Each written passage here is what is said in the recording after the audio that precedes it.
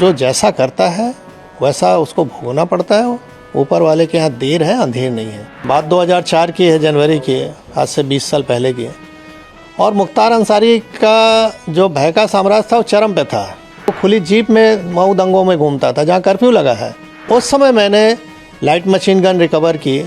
आज तक उत्तर प्रदेश में केवल एक ही रिकवरी है, न उसके पहले कभी हुई, न 20 साल हो गया अब तक हुई है।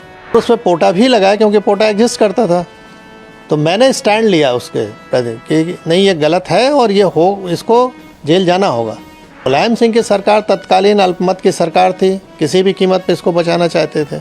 उन्होंने अंत में हम लोग पर प्रेशर बनाया, अधिकारियों पर प्रेशर बनाया।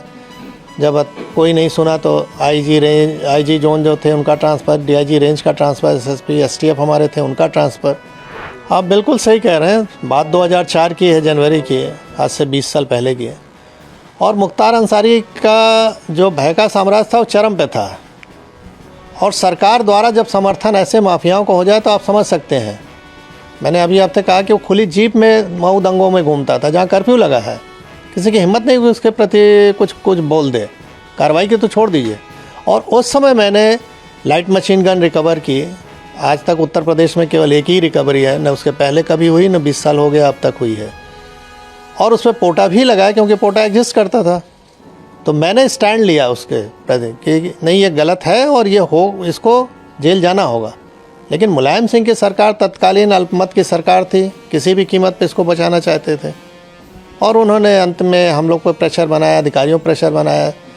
जब कोई नहीं सुना तो आईजी जोन जो थे उनका ट्रांसफ़र, डीआईजी रेंज का ट्रांसफ़र, एसएसपी एसटीएफ हमारे थे उनका ट्रांसफ़र। और अंत में ऐसा माहौल बनाया गया कि मुझे भी रिज़ाइन करना पड़ा 15 दिन बाद ही। लेकिन मैंने रेजिग्नेशन में लिखा और जनता के सामने इस चीज़ को रखा आप लोग के माध्यम से कि देखिए, जनता पॉलिटिकल सिस्टम में आप ही ने चुना है इस सरकार को। और किस तरह की ये सरकारें चल रही हैं कि जो माफियाओं के निर्देश पे काम कर रही हैं। हम लोग चुन के आते हैं, सेलेक्ट होते हैं, यानी जब तो बोला जाता है कि आप पब्लिक सर्वेंट हैं। आम बोलचाल की भाषा में हम कहते हैं गवर्नमेंट सर्वेंट है और हो गए हम पार्टी के एजेंट अगर काम करें जिस तरह से वो कह रहे हैं।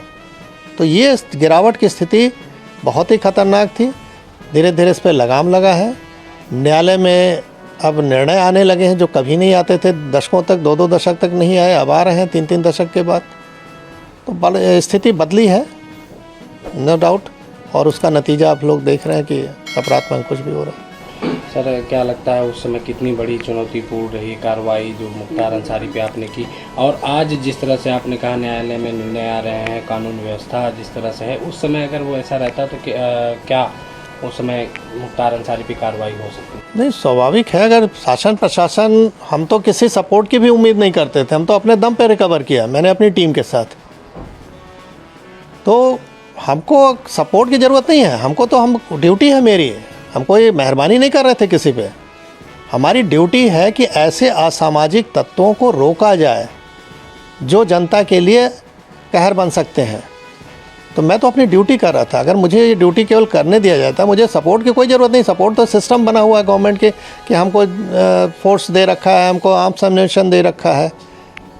तो हम तो अपना ड्यूटी अगर खाली निभा दें ईमानदारी से तो जनता को अपने आप राहत मिल जाए। कहावत है कि पुलिस अगर चाह ले तो पत्ता नहीं खड़क सकता, ये हकीकत है। मैंने एज ए डिप्टी एसपी, बहुत छोटा पद था, बड़ा पद नहीं था, लेकिन जहाँ भी रहता था 3 से 4 थाना क्षेत्र जो भी मेरे अंडर में रहे, उसमें किसी की हिम्मत नहीं है, मजाल नहीं थी कि कोई माफिया आके इंटरफेयर कर ले और कुछ वारदात कर ले। क्योंकि उसको मालूम था कि इस अधिकारी के मत्थे चढ़ गए तो हमारी जान जानी है, हम बचेंगे नहीं। आपकी कार्रवाई के बाद फिर आप पे दबाव बनाया गया? और क्या दबाव नहीं बनाया गया होता तो मैं इतनी अच्छी नौकरी क्यों छोड़ता भाई।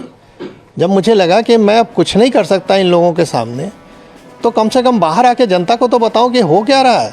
शायद अगर हम नौकरी में रहे होते तो ये पक्ष कोई देख ही नहीं पाता कि किस तरह का दबाव बनता है। तो आज मैं जीता जागता उदाहरण हूँ कि इस तरह की सरकार अगर रहे चले तो कैसे आप जनता को रिलीफ पहुँचाओगे। अगर सरकार सही नहीं चले तो अधिकारी काम नहीं कर सकता है। तो मैं बाहर आके इस चीज़ को रखा, जान जोखिम पर अपने डाला, परिवार की जान जोखिम में डाला। स्वाभाविक है कि अच्छी नौकरी के बाद हम कहीं अगर नौकरी प्राइवेट भी ज्वाइन करने तो इनके कॉल चले जाते थे कि इनको निकालिए अपने यहाँ से। किराए का मकान नहीं मिलता था, रात में सामान कहीं लेके रख दिया तो सवेरे वहाँ से खाली करना पड़ता था। तो ये सब चीज़ें देखी, लेकिन अब उस पर ज़्यादा नहीं बोलना है। हाँ, ये है कि जो जैसा करता है वैसा उसको भोगना पड़ता है। ऊपर वाले के यहाँ देर है अंधेर नहीं है। 20 साल का समय लगा, लेकिन वो अपनी मौत मरा। जो डर दूसरों पे कायम किया था वो डर उस पर हावी हो गया और अंत में हार्ट अटैक से उसकी मृत्यु हुई।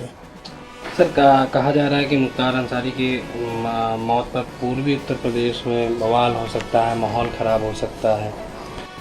मैं एज ए जो पुलिस का अनुभव मेरे पास है, शासन प्रशासन का, मैं दावे के साथ कह सकता हूँ कि कहीं कुछ नहीं होगा। इसलिए नहीं होगा कि लोगों को मालूम है कि अगर हमने कानून हाथ में लिया तो सरकार सख्त है, हम पे कार्रवाई हो जाएगी। और कोई नहीं है ये सब करना चाहता है।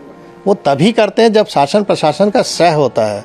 अगर सह न रहे ना तो हिम्मत नहीं है कि एक पत्ता भी खड़क गया। तो मैं अपने अनुभव से कह सकता हूँ कहीं कुछ नहीं होने वाला।